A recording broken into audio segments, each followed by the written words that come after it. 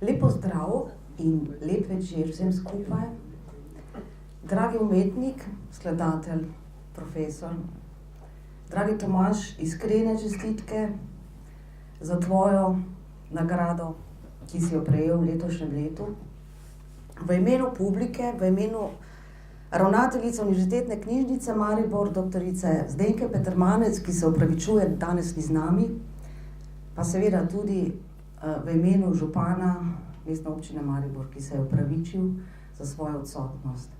Iskrene čestitke v imenu vseh, veselimo se druženja s teboj, veselimo se tvojih besed, tvoje energije in tvojih misli.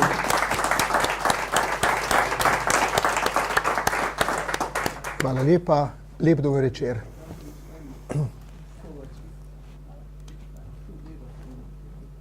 Zanimive so življenjske poti. Leta 1984 sem bila študentka muzikologije v Mariboru, v Ljubljani in nekako sem srečala Tomaža Sveteta.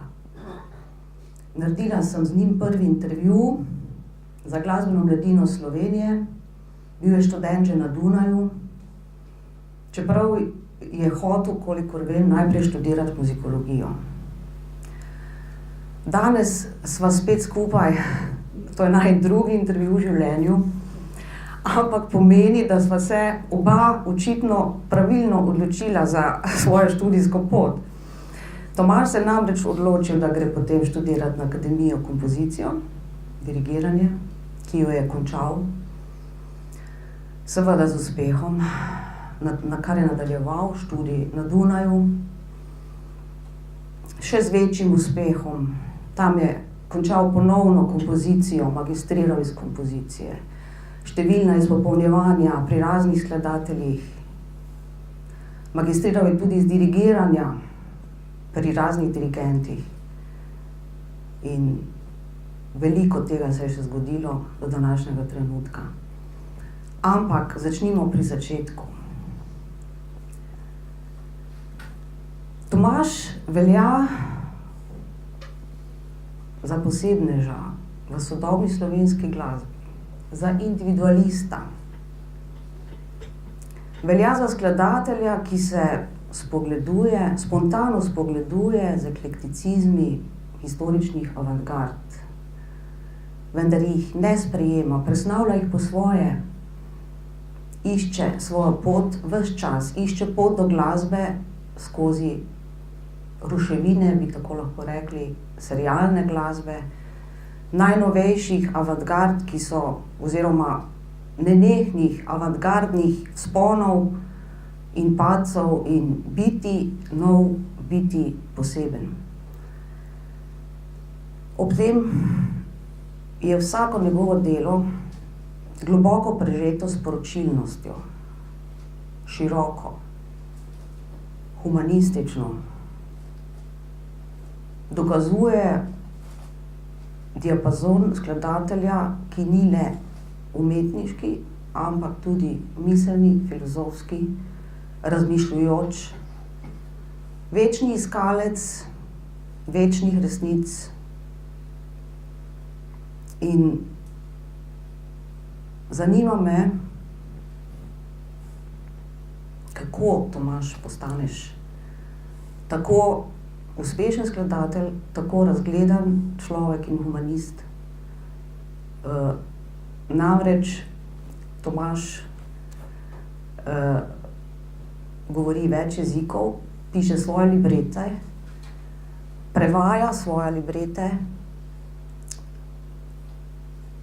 je pesnik tudi po duši, s tem, ko ustvarja besedila, povezuje svojo glasbo z široko paleto raznih umetnosti,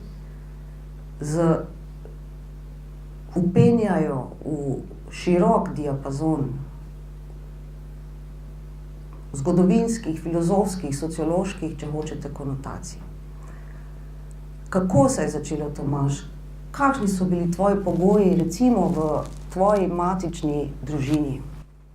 Ja, torej, recepta za to seveda nikakor ni, ampak jaz lahko samo malo posežem v otroštvo. Prva stvar, ki je, da sem vaški otrok, ki se je bolj kot za avtomobilčke zanimal recimo za rože, za naravo, za vse, kar je živo, za ves ta misterij. Spomnil sem se, da sem pri letu pa pol ušel, sem iskal celo popoldne in sem ušel v gozd in to sem prvi življenju doživel in to je bilo kot neke vrste katedrala. Mogoče zato takšni vtisi, ki so seveda za oblikovanje neke osebnosti lahko usodni. Potem smo se preselili v Ljubljano, tam se sprva nisem znašel, tudi drugačen dialekt sem govoril, drugačen sem bil od ostalih in zato sem se mogoče bolj zatekal v sanjarjenje.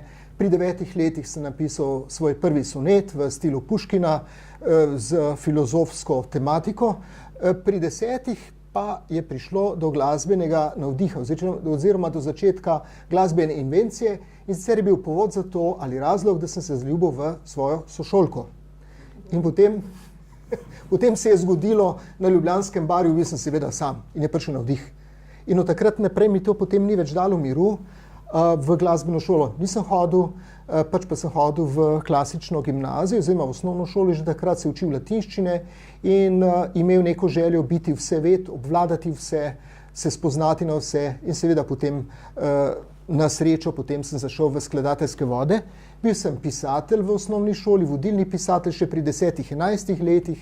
Vem, da sem vsak dan moral napisati eno poglavje romana, da so ga potem repetenti brali, to je bil pustolovski roman, tako da je bilo manj časa za matematiko in angleščino. Potem pa sem seveda šel za svojo sošolko na njeno šolo, se v enem mesecu naučil latinščine za celo leto, položil z odliko in potem bil v njenih klopeh. Potem se pa ona za mene ni zmenila, jaz sem pa to z lahkoto tudi prebolel.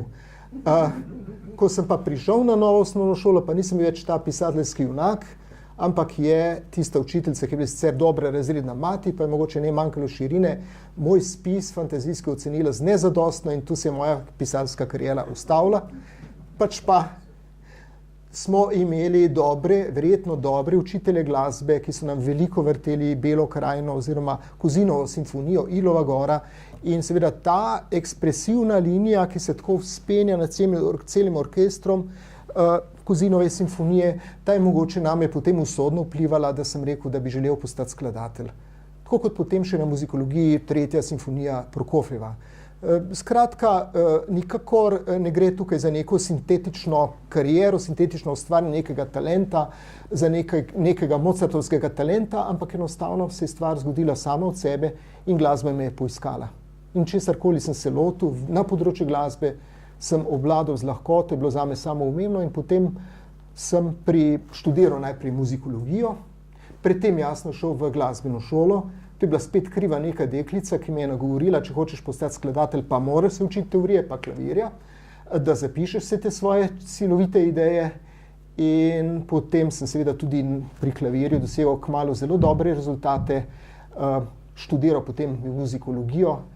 In potem me je pamet srečala, seveda pri 20 sem se vpisal na kompozicijo, pri 24 ustvaril prvo opero in potem ni bilo več povratka nazaj. No in pri 35 letih si ustvaril Rekviem, ne? Če te primerjamo z Mozartom. Ja, pri 35 letih je nastal Rekviem.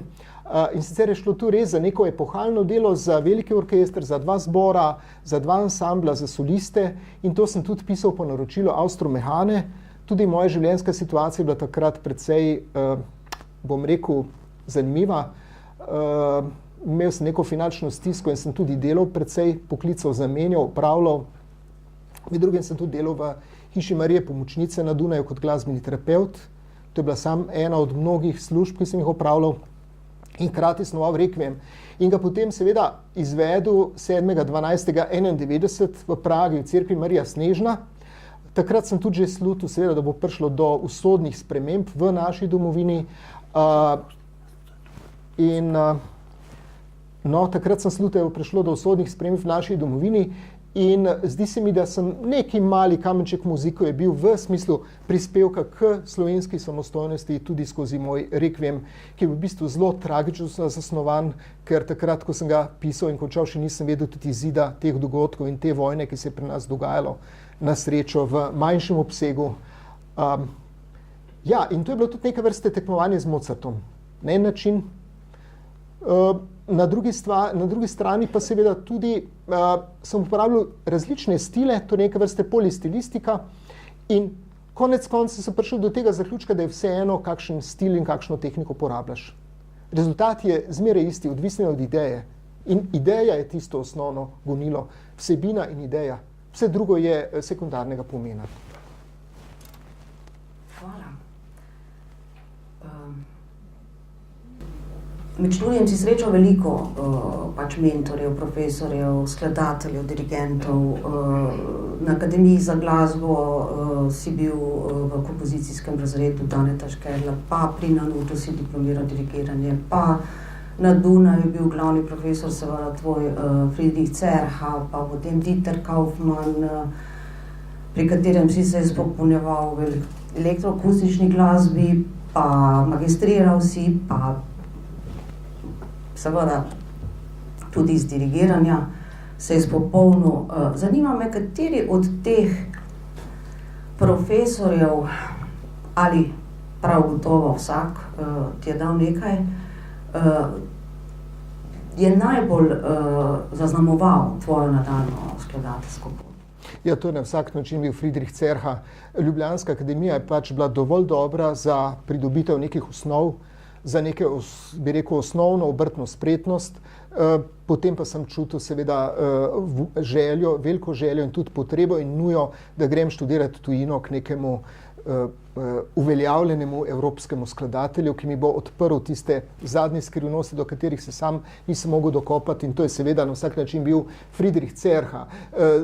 Kot neka informacija za prisotno publiko, Friedrich Cerha je napisal tretje dejanje opere Lulu, nedokončane opere Albana Berga, ki je pač umrl po 2 dejanjih in je potem se ta opera izvajala kot torzo. In šele potem je Cerha napisal tretje dejanje in nekako vsaj v evropskem prostoru zaslovel.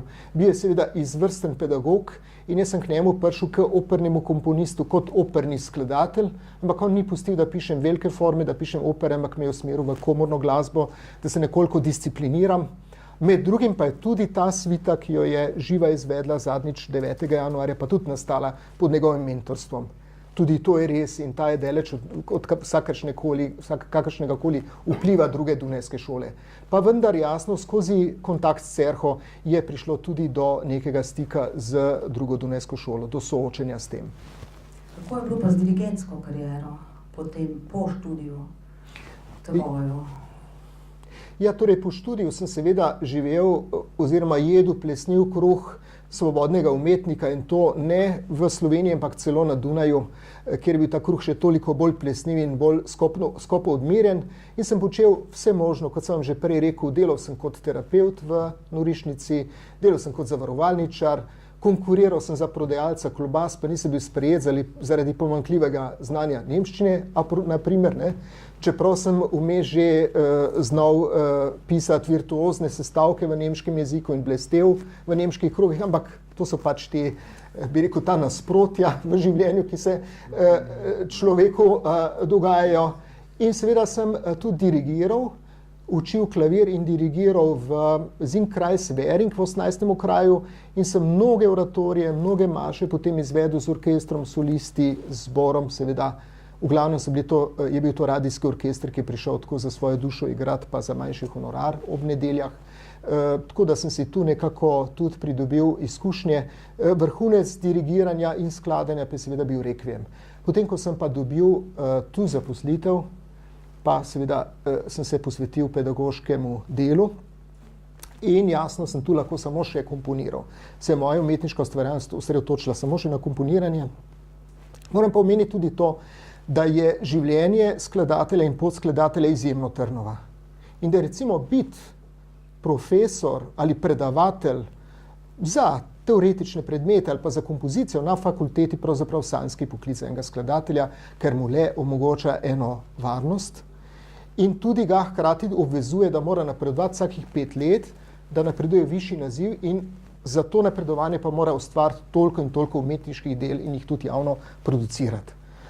Tako da, kot rečeno, se je potem približno leta 1995 tudi ta dirigentska pot ustavila za čemer niti ne žalujem posebej. Pač pa je tista osnovna ljubezen in tista osnovna strast in poklicanost, torej skladanje. To je tisto, kar me žene v življenju še naprej in me tudi še bo. No, leta 1995 si se zaposlil kot profesor kompozicije na oddelku za glasbo Pedagoške fakultete v Mariboru.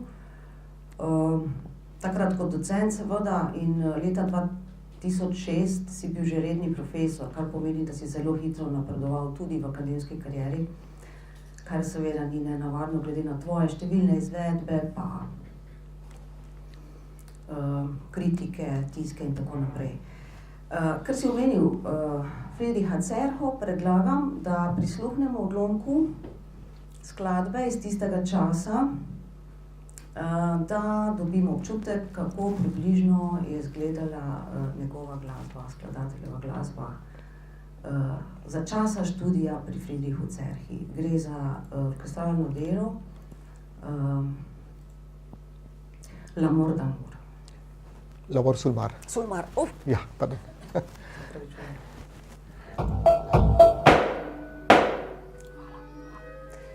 Te lahko prosim, da nakratko komentiraš, ne preveč strokovno pa podrobno kompozicijsko tehniko, ampak zakaj približno gre, oziroma iz kakih vzgibov, slogov, gledišč je recimo nastala ta kompozicija.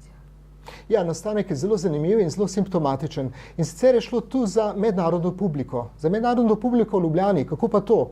Vemo, da je Ljubljana bila v tistem času še v 80-ih, 70-ih letih še velika provinca, da tudi nas ni bilo ne na turističnem, ne na glasbenem zemljevidu, da pa sta bila potem dr. Kuret in pa Milan Stibil tista dva pionirja, ki sta osnovala Slovenske glasbene dneve. In namen tega festivala po njuno je bil približati slovensko glasbo tuji publiki, tuji muzikologiji. In tako sta seveda povabila vrsto prijateljev iz tujine, predvsem z nemškega prostora kulturnega, pa tudi iz drugih prostorov. Ti so prišli v Ljubljano jesti in piti in je bilo lepo. Seveda so imeli pa za nalogo tudi poročati in pogosto poročati o slovenski glasbi, analizirati slovensko glasbo in hkrati tudi hoditi na koncerte, kjer se je pa spet predvajala izključno slovenska, predvsem sodobna glasba. Tako sem dobil tudi priložnost potem, da sem napisal skladbo za orkester L'Amour sul mar, Ljubezen na morju. Pobuda za to inspiracijo je bila pesem mojega očeta in potem sem ustvaril neke vrste, kot ste slišali, impresijo, mogoče kdo našel kako povezal z Debussyjem. Jaz sem predvsem tu hotel kombinirati nemški in francoski slog. Skratka, srednjeevropski in mediteranski. To ste morda tudi zaznali. Če poskušava malo širše zarisati tvoj opus, orkestralnih del je kar nekaj. Omenili smo zdaj dve, jih je verjetno še kaj več, dve simfoniji med drugim, da ne govorimo o koncertih, o tistem, ki ga bomo tudi kasneje omenili, je bil med nagrajenimi atributi, no? In potem komorni del tudi kar nekaj. Prevladuje pa seveda vokalno-instrumentalna glasba, ki ti je, kolikor vem, tudi najbolj pri srcu, največji izziv. Prav zato, ker se povezuje z zunaj glasbenimi sporočili. Oper je na seznamu trenutno, kolikor vem, 10. Piše se 11, delujo sta 12, 13. In kar nekaj od teh oper pravzaprav v bistvu popolnoma vsaka od njih razodeva oziroma se navezuje na neko večno resnico, na univerzalno sporočilo. Zato smo poimenovali naš pogovor nekako tako, med univerzalnim in modernim. Namreč to zunaj glasbeno povezovanje z glasbo ima pri tebi zelo širok nabor izvorov.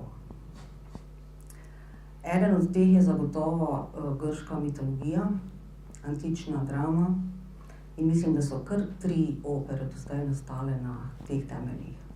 Lahko kaj več poveš o tem? Ja, seveda.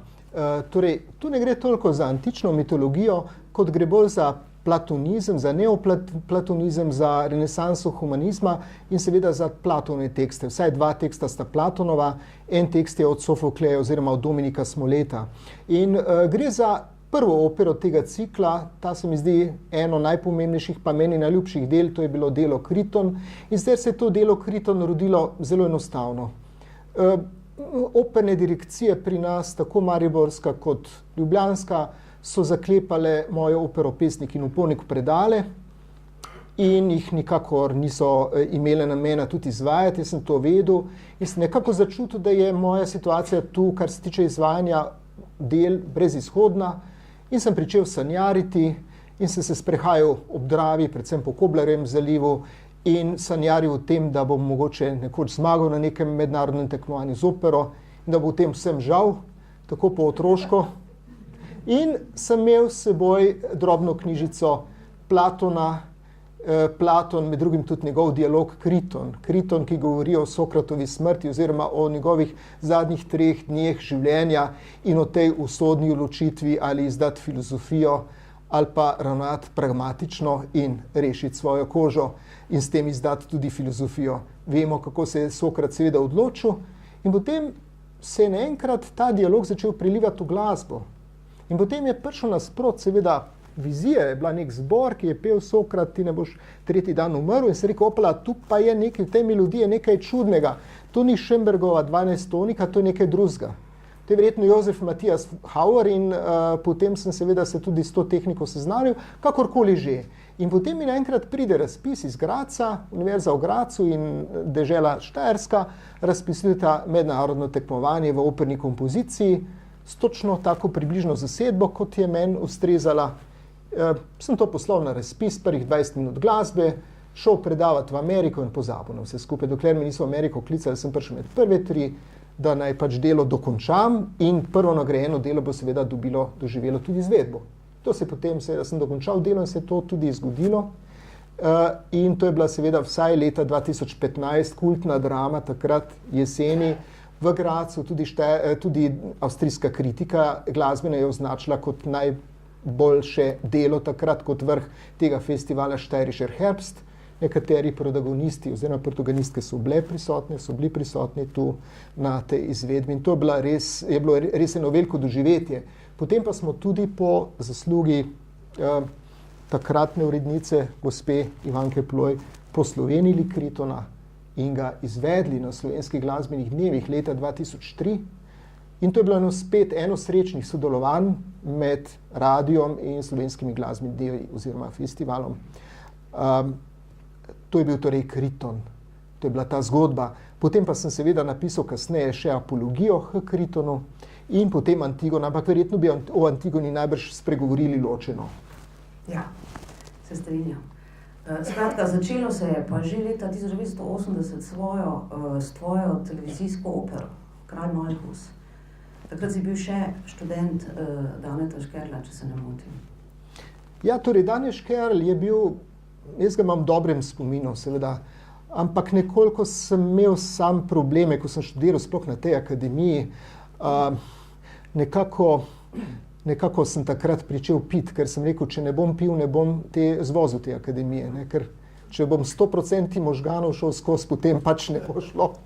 Žal, razmere so bile pač mogoče takšne. Kakorkoli, ampak Dane Škerl je sicer bil v redu pedagog in je imel eno genialno stvar in sicer je rekel, ti ne boš za diplomo komponiral simfonije, za kar sem bil zelo razočaran, ti boš pisal opero, ker imaš ti ta talent in to sposobnost. Sem bil mečkano razočaran, potem pa se je to razkrila kot ena usodna odločitev in seveda kot pedagoško res genialna odločitev enega. Torej, to so bili le mojstri, vsi tile Krek, Škerl in Sebotnjak in jih jaz seveda zelo čislam, če izvzamemo razmere splošne, kulturne tistega časa v Ljubljani in kulturnih krogih in akademiji. To je seveda drugačne vrste zgodba. In potem je seveda bilo to predvideno kot študentsko delo, ki se bo izvedlo v okviru operne šole na akademiji. Ondina Ota je že naredila režijsko knjigo, Potem pa je rekel dirigent Šurbek, to pa ne gre na akademijo, to bo šlo na televizijo, to je preveč pomembno. Smo v tem izvajali to na televiziji. Seveda so Kronocipci in uredništvo je to nekako vzelo z odprtimi rokami in so si mislili, dobro, to je neko študentsko delo, to bomo naredili 1, 2, 3. Potem pa smo delali način snemanja, pa potem kasneje playback. In potem, ko se je pa delo posnelo, so pa videli, da to ni ravno študentsko delo, ampak je nekaj več in da zahteva eno zelo točno izdelano režijo. In so mi rekli, veste, pridite jutri, da se mi zmenimo, ampak ne damo vam veliko upanja, tole ne bomo mi izvedli. To ni tisto, kar smo mi pričakovali. Drug dan pridem, pa se režiser drži za srce na kavču, pa prav, kaj ste nam pa naredili? Sem rekel, kaj pa? Kdo pa vam dela takšno reklamo? Ste bral Delo? Sem rekel, ne. Jaz sem sam nesel članek na Delo, kakorkoli že. In potem so seveda to morali ugrizniti to kislo jabolko in so to tudi izvedli. Tako je potem nastala televizijska opera. Moram pa tu omeniti, kar je zelo pomembno, to je druga televizijska opera po vrsti in zadnja, zaenkrat slovenska. Prva je bil Kronocipci, Dundo Maroje, Poter Andraž. Potem je ta in potem je konec. Danes nacionalka ne snema niti predstav. Temu se reče kot nogometni prenos. Kaj šele, da bi delala samostojne televizijske opere, ampak tu smo pač. Mariborske opere snema nacionalka. Se upravičujem, pardon, sorry, potegnem nazaj. Nisem imel tega podatka, oprosti, nisem imel tega podatka. Lepo, to je pa lepo, hvala, lepo. No, druga opera je bila pa radiofonska opera. To je bila že nagrajena opera. Ja? Mislim, da Ugrabitev Zlodaškega jezera. Ja, ta se je pa seveda porodila na osnovi dogodkov v moji domovini in jaz sem potem nekako skombiniral neko avstrijsko sago z aktualnimi političnimi dogodki. Recimo zlobni kralj Bašram ni nihče drug kot Bush starejši takrat, Malberon ni nihče drug kot Mitterrand in tako naprej in tako naprej. Vemo, da so ti ljudje bili takrat v začetku nenaklonjeni naši slovenski osamosvojitvi. Konec koncev je ta opera nima neke politične konotacije, ampak jo lahko dojemamo na pravličen način, lahko tudi na satiričen in na osnovi preizvedbe v Cankarjevem domu smo potem na radiju naredili radiofonsko opero. To je recimo prva radiofonska opera slovenska teh dimenzij, takrat bila, seveda. Ja, hvala. Tretja pa je bila že pesnik in upornik, če se ne motim, po Valentiču. Pri tebi je večkrat prisoten ta, pač kar v več delih prisoten ta motiv prezrtega umetnika. Drži?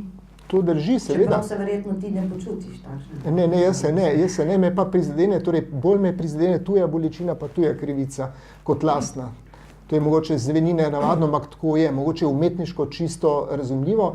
In mene seveda prizadela usoda pesnika Balantiča tako, ki je bil mogoče v prejšnjem sistemu celo malo zanimiv, ker je bil sporen in oporečen. Ampak potem, ko smo dosegli svojo samosvojitev, skoraj nisi našel njegove zbirke, ni bil prisoten nikjer, ne vem, koliko je prisoten v šolskih programih, koliko se danes z Balantičem sploh identificiramo, če pa gre vendar za enega najbolj genialnih slovenskih pesnikov. In jaz sem potem naredil neke vrste opero grozljivko v 5 scenah iz življenja Franceta Balantiča, čisto po svoji fantaziji in to je neke vrste grand opera, ki je bila tudi tu na tem odru z uspehom izvajana. No, potem je bil Kriton. O Kritonu smo že spregovorili. Ja, Piero in Piret. Piero in Piret, ja. Tu gre pa potem za sodelovanje s Slovenskim komornim glasbenim gledališčem. Ta organ je zelo pomemben v našem kulturnem življenju. Kot rečeno, na eni strani imamo ljubljansko opero in se vprašamo, koliko naročil so dali v zadnjih letih slovenskim skladateljem za nova dela, koliko že napisanih del so sploh izvedli, koliko starejših in tako naprej, tudi teh klasičnih skladateljev, kot so, lahko rečemo, Bravniča, Švara in tako naprej so ponovili. In tako, po drugi strani, isto vprašanje, ko zastavimo mariborski operi. No, ravno ne prekipevajo od nekega navdušenja nad slovenskimi deli. In potem imamo tu Slovensko komorno glasbeno gledališče, ki pa maši vrzeli na tem področju. V smislu seveda naročanja novih slovenskih del, seveda so to komorna dela, kajti tudi to Slovensko komorno glasbeno gledališče je sestavljeno iz manj glasbenikov, gre tukaj za manjši ansambel, ampak vendar gre tu za scenske izvedbe in v bistvu za zelo odmevne izvedbe. To Slovensko komorno glasbeno gledališče pa pokriva tudi klasicizem, ki ga naše operne hiše spet ne izvajajo, naprimer La Cecchina od Piccinija, pardon, ne Puccini, ampak Piccini, torej Mozartov predhodnik, od katerega je Mozart skoraj vse pokradel, v tem smislu, torej klasicizem, tudi tega ne gojijo. Potem tudi kakšna lažja zvrst, mogoče kak musical, tega je manj, pa potem jasno otroška opera. In tako sem torej prvo opero Pierrot in Pierrette napisal za to gledališče. Ta Pierrot in Pierrette je torej prva drama, prezrta drama Slavka Gruma. Zato sem se zavzel pač za to dramo. In potem seveda še tista prezirana umetnica iz zadnjega obdobja pa je Ada Škerl, torej opera Ada. Verjetno me misliš o tem malo vprašati. Tudi tem seveda. Skratka, potem je sledilo še Granatno jabolko, pravljična opera, ki je bila tudi izvedena v mariborskem gledališču. Zato pa seveda si začel pisati že Antigono, ki pa si jo dokončal leta 2018, če se ne motim, Ja. 10 let. Ja. In nagrado Prešernovega sklada si prejel za Antigono, za opero Ada in za koncert za 2 violini in orkester. Tako da lahko poveš kaj o Antigoni, lahko pa prisluhnemo posnetku iz Antigone. No, nekoliko, par besed bi res povedal. Jurij Savček mi je izročil libreto. Jurij Savček je bil prvi kreon te Antigone leta 1960, menda je bila ta izvedba te kultne drame Dominika Smoleta. In jaz sem seveda potem pričel pisati, nagovarjal vodstvo ljubljanske opere, to se takrat tudi bliskovito z astronomsko hitrostjo tudi menjalo in tako naprej, tako da je bilo težko tudi se z njimi pogovarjati bolj konstantno in potem je ta skladba obtičala, do polovice je bila napisana, obtičala v predalu, od leta 2009 se je nisem več dotaknil, pozabil na njo, potem pa so prišli spet slovenski glasbeni dnevi, 100 let ljubljanskega gledališča in seveda Tomaž bi uspel v 2 mesecih dokončati ostanek opere, torej še polovico, zakaj pa ne? In sem jo. In potem bila seveda koncertno izvedena v Ljubljani v okviru slovenskih glasbenih dnevov.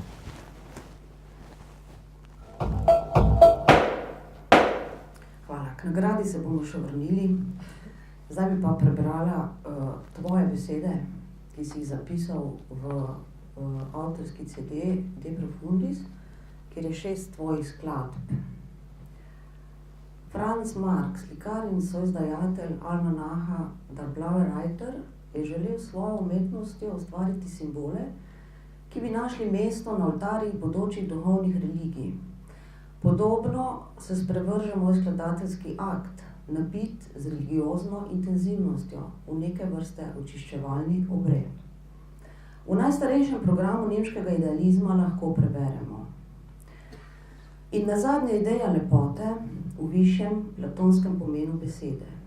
Prepričan sem, da je najvišje dejanje razuma, estetsko dejanje, in da resnica in dobrota združljiva samo, da sta resnica in dobrota združljiva samo v pojmu lepote.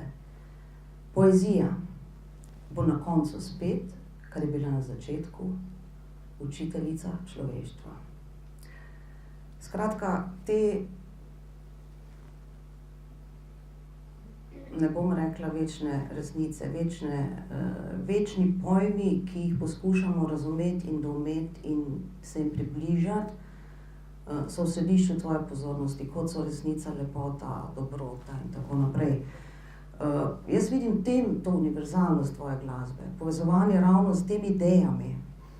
Zdaj me pa zanima, če gremo k drugemu delu naslova najinega pogovora med univerzalnim in sodobnim, kako je pa z glasbo? A se ti zdi, da sodobna glasba nasplošno, ne govoriva samo o tvoji, komunicira tako s publiko, kot bi človek pričakoval, ali pa je nekoč romantična ali tonalna glasba, ki je zaigrala na strune duše? Seveda je težko posploševati in vse strniti v en odgovor, ki bi bil vseobsežen, ampak vendar mislim, bojim se, da ne. Bojim se, da je danes v glasbi namesto iskanja nekega izraza samega po sebi, pa tudi stremljenja po večnih resnicah, je več nekega intelektualiziranja.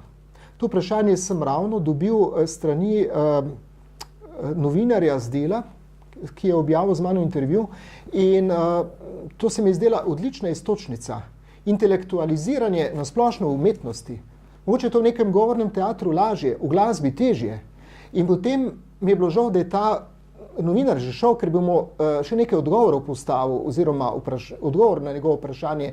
In sicer takrat sem mu samo odgovoril, če že se grem intelektualiziranje, potem tega ne počnem v glasbi, kraje preberem filozofsko razpravo, neko tehno razpravo, pa se grem filozofijo. Vse tako za nič, seveda nismo mi glasbeniki v tem, nekateri. Vem pa, da sem na tem področju amater in ne vem, če jaz lahko intelektualiziram. In vprašam se tudi, zakaj recimo umetniki ali pa skladatelji, glasbeniki se gredo nekaj tam, kjer so bolj ubogi, kjer so intelektualno ubogi. Odkje je potem to intelektualiziranje? In tega se mi zdi je veliko preveč v sodobni glasbi in tisto, kar jaz pogrešam, je pomanjkanje in odsotnost pluralizma. Danes imamo neke vrste etablirano avantgardo, ki ravno sloni nekje na podobnih temeljih, kot sem jih prej rekel. Torej ne na iskanju nekih večnih resnic, ne na iskanju nekaj izraza. Vse to se zdi smešno, zdi se tudi staromodno, tudi nek humanizem nima mesta na tem področju. In zdi se mi, da mnogi umetniki danes na splošno razmišljajo zelo pragmatično in pišejo pač tako, kot se od njih pričakuje. Oziroma tako, kot pričakujejo sponzorji, kot pričakujejo uredniki določenih radijskih hiš, festivalov in tako naprej. In jaz lahko recimo rečem, da v Sloveniji ta razvoj še ni dosegel tiste zadnje stopnje, pač po sosednji Avstriji absolutno. V sosednji Avstriji imamo recimo Wien Modern kot najbolj etabliran festival, imamo potem Ensemble Klangforum in kdor ni na Wien Modernu, pa kdor ne piše za Klangforum, ga ni, praktično, ga ni. Je izločen, ga sploh ni. Mogoče je tu nekih 5 ljudi, 5 skladateljev, ki se seveda vrtijo po celi Evropi, tudi sploh v nemškem prostoru na splošno. Ostalih 100 avstrijskih skladateljev praktično skoraj ne obstajajo, pa se morajo zadovoljiti le z drobtinicami. To so mogoče stvari, ki me motijo. Torej nisem proti avantgardi, nisem tudi proti intelektualiziranju samemu. Zakaj pa ne? Pa zakaj ne bi človek napisal enkrat neke bizarne skladbe? Zakaj ne bi tudi tako razmišljal? Moti pa me, če je samo ena smer in samo to intelektualiziranje imperativ.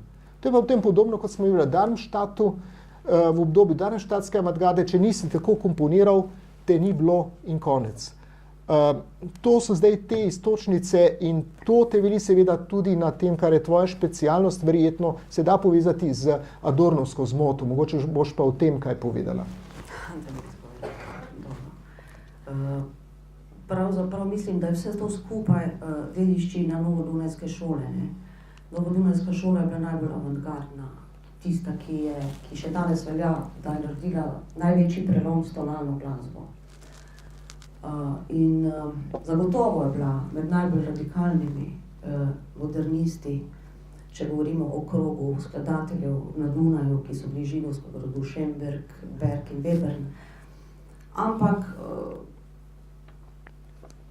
oni so si pač na račun te njihove iznajdbe novega urejanja tonskega sistema, dodekafonije, poskušali zagotoviti še vlado nemške glasbe za 100 let, to je tudi sam Schönberg izjavil. In sam je v svojem času zaničeval in dajal v koš za odpad med tradicijo Stravinskega, Šostakoviča, skladatelje rusko-francoske vsi, ker so uporabljali elemente starega tonalnega sistema, ki so ga seveda skombinirali, uporabljali na nov način, to je bila tudi nova glasba. Ampak njihova moč, prepričljivost te avantgardnega preloma, ki seveda ni bil edini, bilo je istočasno več avantgard, bili so zelo močni v Evropi, tudi politično, kot vemo. nekaj časa, rehabilitiral jih je potem sploh Žide fašizem, se pravi poraz fašizma. In zagotovo je bila to neke vrste tudi nacionalno in ideološko pogojena manipulacija, ki se je pa seveda utrdila še bolj in dobila svoja krila z zelo sicer slavnim, cenjenim in veleumnim Teodorom Vigizundom Adornom, ampak žal po 100 letih, komaj po 100 letih, ugotavljajo, da pišejo na raznih koncih muzikologi, najsodobnejši muzikološki stroki zasledimo to kot neke vrste zmoto, kot neke vrste zavajanje, česar zagotovo še avstrijski in nemški prostor nekaj časa ne bo priznal. Ampak izkazalo se je, da zelo kmalu potem, se pravi že po 20 letih, ko je Schönberg s dodekafonsko tehniko okužil marsikaterega skladatelja, skladateljske sredine, saj ni nič narobe s to tehniko, ampak atonalnost, atematičnost 100 let pravzaprav nekako jemati za vzorec in zapoved modernizma je dejansko pretirano. Izkazalo se je, da so veliko dobre glasbe, ki še danes živi, ki je prav tako modernistična, ustvarili skladatelji drugih narodov in vemo, da so to danes dela, ki se izvajajo, ki jih publika zelo rada posluša in da so bila prav tako modernistična, vendar ne tako skrajno, kot je bila ta novodunajska šola. Danes se žal oglašajo, komaj danes v postmodernizmu si upajo filozofi glasbe, muzikologi, zgodovinarji, sociologi priznati ta dejstva in dejansko jih zapisati. Mene ta fenomen zelo zanima in je res trenutno to predmet mojega raziskovanja. Me pa zanima, Tomaž, kakšna je trenutno scena še na Dunaju, kdo tam uspe, in vemo, da dosti naših slovenskih skladateljev tudi je bilo vzgojenih, šolanih tam, pobirajo nagrade soodvisnih nemško-avstrijskega prostora.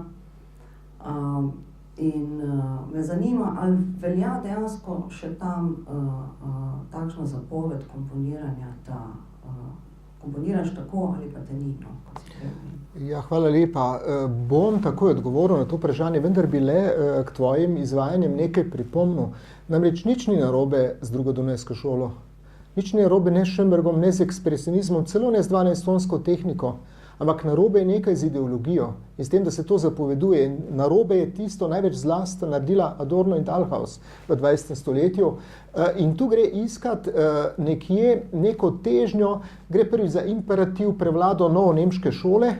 Prej je bila to druga dunajska šola, ta je že zdavnaj historičnega pomena in so prišli čisto druge smeri na njeno mesto. Tu si lahko tako predstavljamo, da korito ostaja, prašički se pa menjajo. Tisti prašiček je bil že zdavno mrtev, tisti novodunajski Schönberg in tako naprej, zdaj so drugi, zdaj so pač drugačni profeti pri istem koritu. In to je seveda tisto, kar je moteče. Predvsem bi pa omenil tole, kar se tiče Adorna, žalostno je, da nekateri muzikologi danes pri nas, saj sem jaz Adorna študiral, celo izpite sociologije glasbe sem polagal, sem se s tem ukvarjal, celo nekaj časa sem taval pod njegovim vplivom okrog, se opotekal in tako naprej, pa sem vendar to prebolel, ampak vendar moraš te stvari preseči. In povem vam samo, kako sem z največjim užitkom nekje v gostilni povedal enemu slovenskemu muzikologu, kako je Adorno umrl. A veste, kako je Adorno umrl? Ne veste.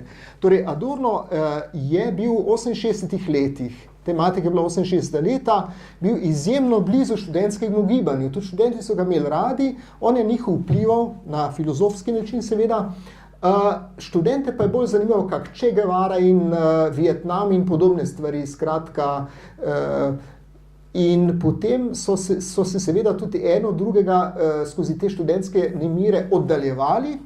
Oni so bili za akcijo, Adorno pa za njegove filozofske ideje. In potem se je zgodilo zadnje predavanje v njegovem življenju. Pride na predavanje, seveda najmanj 200 študentov, študentk, in potem so se študentke prej zmenile, seveda so se na ukaz na 1, 2, 3 razgalile prsi. In Adorno je šel domov in je čez 2 dni umrl. Tega ni mogel preboleti. Ja, kakorkoli že. Zdaj si me pa vprašala, torej to je odgovor na Adorna, nekoliko sarkastičen, pa vendar ga z veseljem pripovedujem.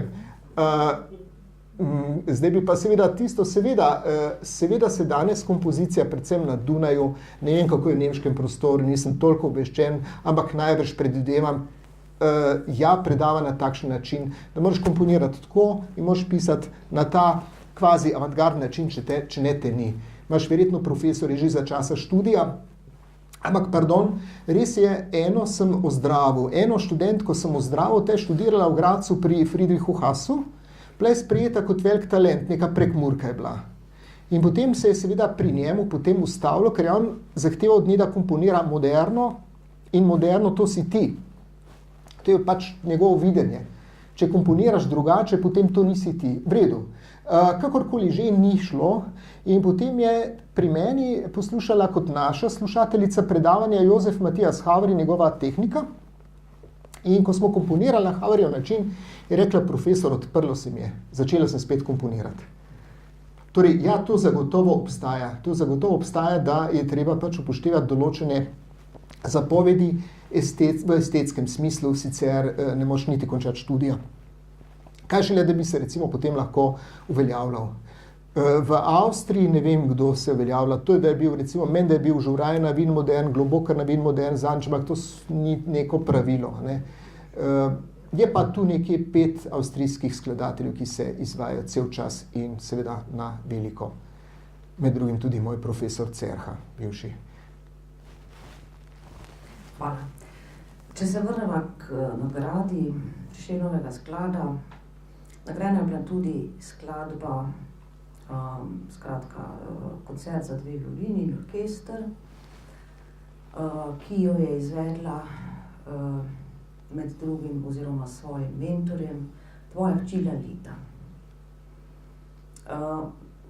Imaš hčerko umetnico oziroma soprogo, imata hčerko, ki je gotovo plod vajinih tudi talentov na neki način, prav gotovo, in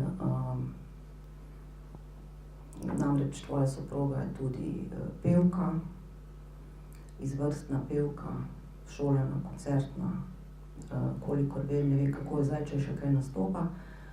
Skratka, Lalita je zelo uspešna mlada violinistka, ki še vedno študira in veliko že nastopa, zelo perspektivna. Lahko kaj poveš o njeni trenutni karieri?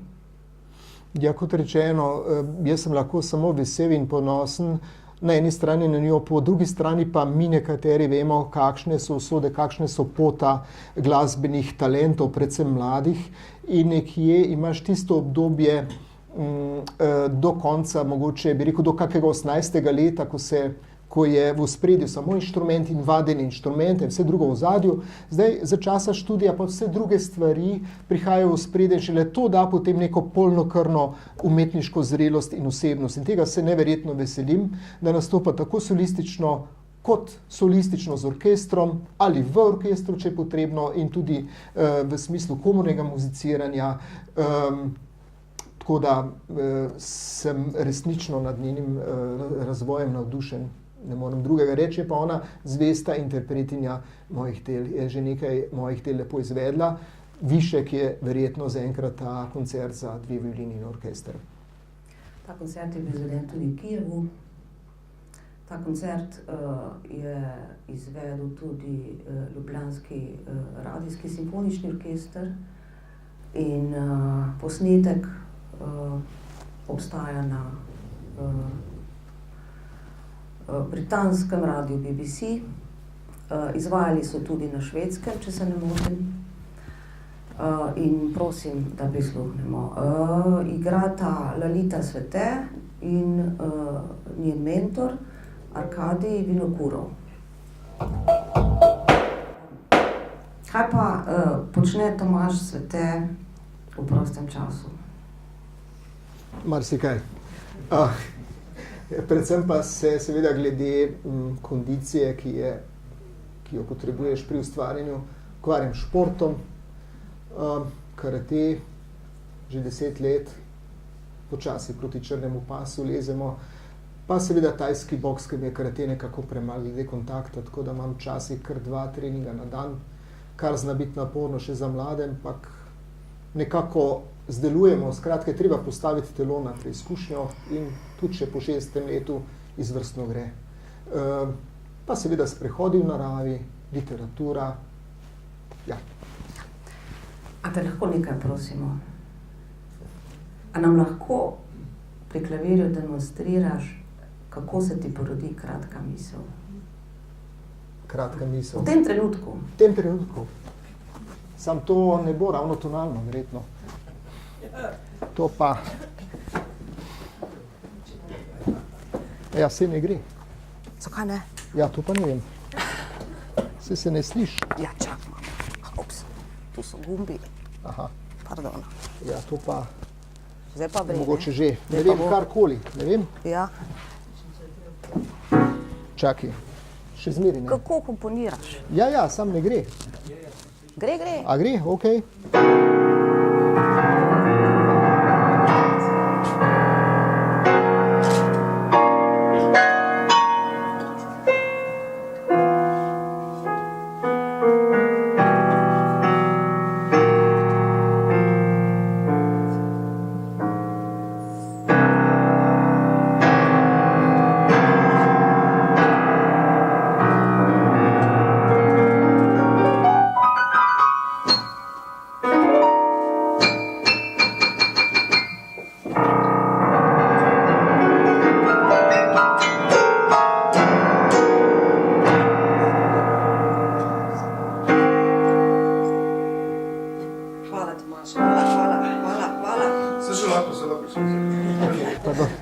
Hvala. Hvala.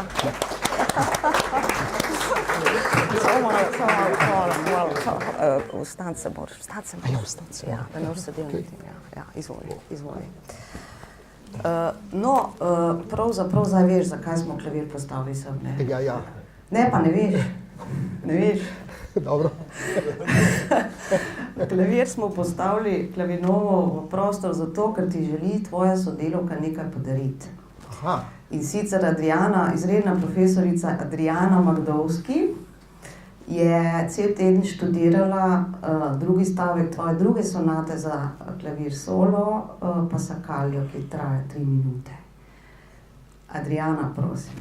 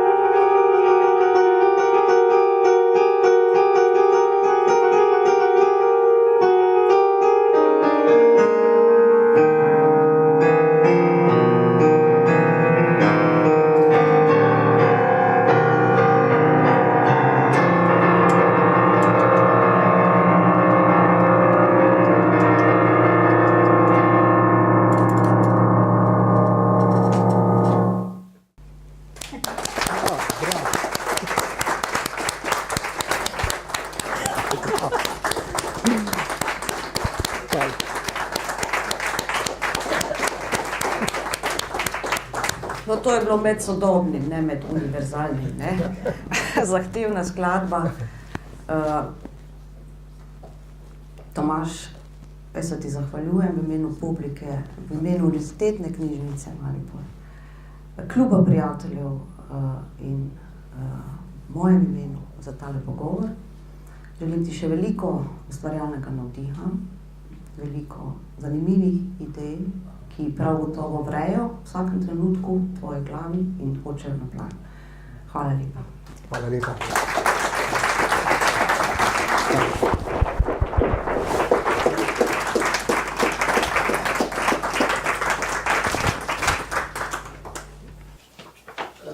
Jaz bi vam pa tudi v imenu knjižnice in Kluba prijateljev Univerzitetne knjižnice Maribor še enkrat čestitala in za izvrsten opus, za tale lep pogovor, pa seveda ob tej pomembni nagradi izročila knjigo, ki je tudi izvrstna knjiga v našem mestu. Najlepša. Hvala vam. Hvala.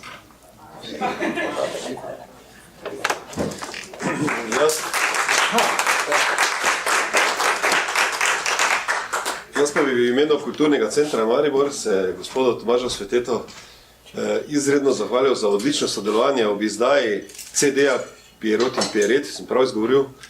Mislim, da je bila to zelo dobra izkušnja za našo založbo, oziroma podzaložbo Klasika Slovenika, kateri se trudimo klasično glasbo izdajati.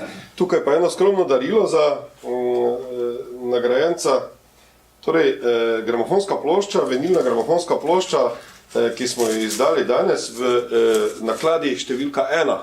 Torej, samo ena takšna plošča, to pomeni, da je zelo raritetna in bo še enkrat drag umetniški artefakt. Iskrene čestitke, Tomaž Svetej.